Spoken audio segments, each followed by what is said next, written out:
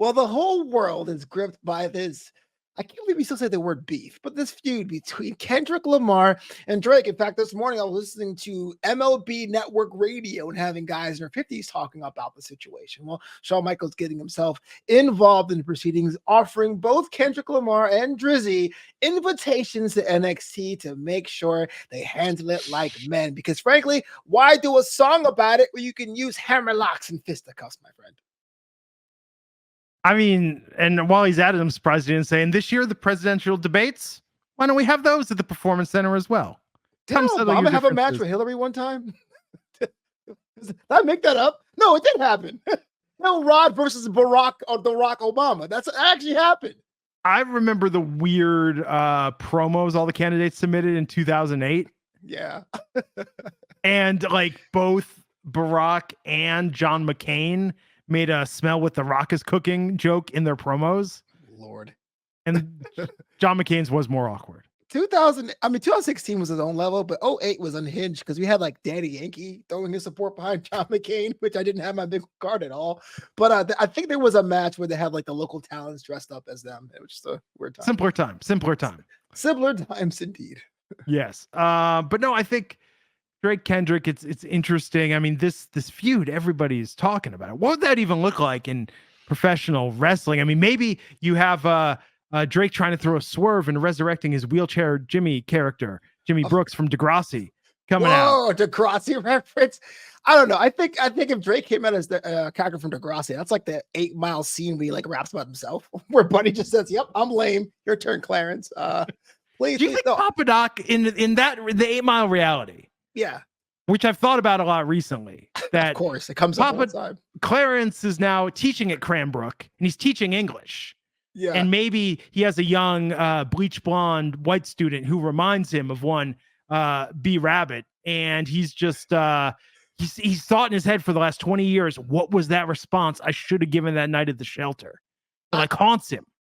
I don't know if this is a Creed reference and he's rocking Maivia, or you're saying he's like a Snape in Harry Potter, but him just getting mad at white people for no reason. No, he 20 just years sees ago, someone you're occasionally. kind. You know, he just sees somebody and it reminds him. It's very Cobra Kai-esque, really, Yeah, to be that's a good one truthful. too. Yeah, I think Anthony Mackie, he can make this work. He can have time in his schedule. We could shoot this as like an 8-part series for Netflix. We'll call it Cranbrook. Here's a question for you. Back to the Drake Kendrick Lamar thing. Yeah. Would you try to do and have them there? Like, let's say you had an opportunity to have them there. Would you have them train and have a match, or would it be too late from there? Would you have them pick proxies, like when Donald Trump took a match against Vince McMahon at WrestleMania? Would you have a rap battle in the ring, like when Rikishi battled the New Day? Like, what's going on? Oh, sorry, Rikishi battled Cena and the New Day battled the Usos. I was thinking more about the New Day and Usos freestyle battle. Yeah, how good that was. Well, I mean, X-Ray like Xavier Woods. That's a hot bar. That was shocking. That had no right to be as good as that was. Yeah. I think about that probably once a month. Still. But no, I think you get them on the mic going toe to toe. And you do it in rounds. And you know what? Let's get Mekhi Phifer. And let's get him in there, to mediate this. Yeah. Well, I would prefer that. The last thing you want is like a random jobber in a Drake shirt versus like a local talent in a Kendrick Lamar shirt having. It's like a bad indie gimmick way to do this. But no, I think it could be good. I mean, now that being said, Kendrick seems like he's winning on the mic. But I don't know. I think Aubrey's kind of scrappy. He might be able to pull out a win. See, you know what? I am not a hip hop what do you call it? Connoisseur, I guess. No, not a connoisseur. Intellectual, I should say. I'm a connoisseur, not intellectual. But Kendrick has nothing to lose. Like, Kendrick is at the top of his game, but he's not a household name. He's kind of like, in a way, Carmelo Hayes is right now. Everyone who's seen him loves his stuff. He thinks he's fantastic, but no one's buying a Carmelo Hayes cup as of yet.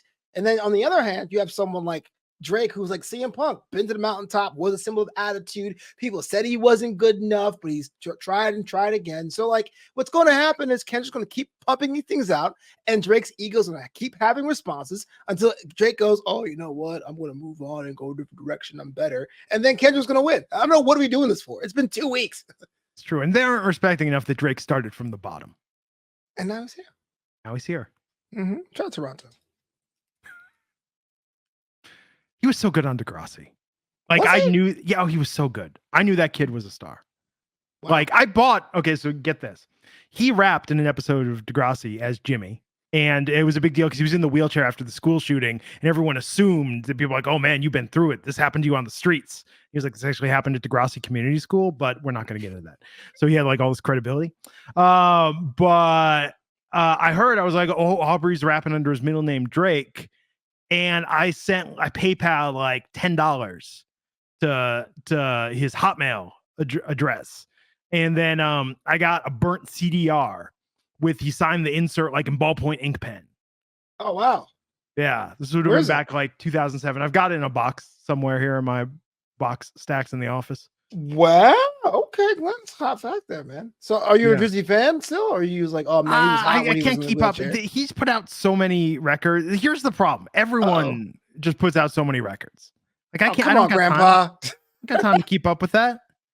It's true. I feel like Spotify's turned music into content. Like your latest drop, I'll wait. Yeah, it's just too much. Now, if you want beef, let me tell you about UTFO versus Roxanne Shante. All right. And then UTFO did their own diss track. We did that. Roxanne. We're on SmackDown. We did that. I know. Now that's beef. Oh my God.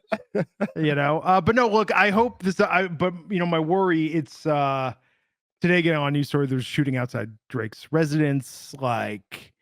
This might be getting really real, and that's when this is going to get crazy because now the media, everyone's like, oh, a fun spirited dispute in the hip hop world, and then like when you involve actual violence, it's like, oh no, we thought this was professional wrestling. Don't make this real. We've been through that before. It's not. Mean, I get it. I was kind of weird that Shawn Michaels is saying the invite. I mean, he's not even general manager anymore. I don't know what Shawn Michaels just does. Wait, he's not general manager. That should come through Ava. That's your note. Yes. Wait a minute. Isn't it Ava's responsibility to have talent come through? Shawn Michaels, you get that job up, sir. Stepping over your boundaries. Could you imagine? That would be a good storyline. That Ava just starts just inviting people she wants to meet and spend time with to be on NXT. It's like it's like the cast of the Vampire Diaries from CW. It's just like a weird mix of things. And poor Big Joseph has to put it over. Hey, look, it's J. Cole with Ava. Yeah. Hey, Bill Nye the Science Guy's here because apparently Ava was a big fan growing up. He's gonna, do guest commentary on the main event. Sucky ducky quack quack. I would pay money to have Booker and Bill Nye the Science Guy call a match. Oh my goodness, that's an awfully awesome idea. That would be amazing. But hey, we'll stay tuned to Wrestling Inc. for the latest developments to see if Drake and Kendrick book time to show up on NXT. We're imminently. This is like when Lorne Michaels offered the Beatles $1,200 to reunite on SNL back in like 1979. Oh, I think I make the Drake reference of SNL. He has a skit called Beef, where like he gets like mad about the most dumbest aggressions. He starts making rap tracks about it, like it's my water bottle. Like it was kind of weird. So there's a scene where Lorne Michaels goes, "Hey Drake, you're doing a good job." He goes, "I'm doing good. That's it. I'm doing great. It's gonna be awesome. Check it out. It's called Beef." Also, how is it The Rock cut his greatest wrestling promos on SNL? The Rock just knew what he wanted to do, man. I really feel like he was like, "Oh man, here's my chance out of here because I had $7. See, wink, wink, nudge, nudge, $7."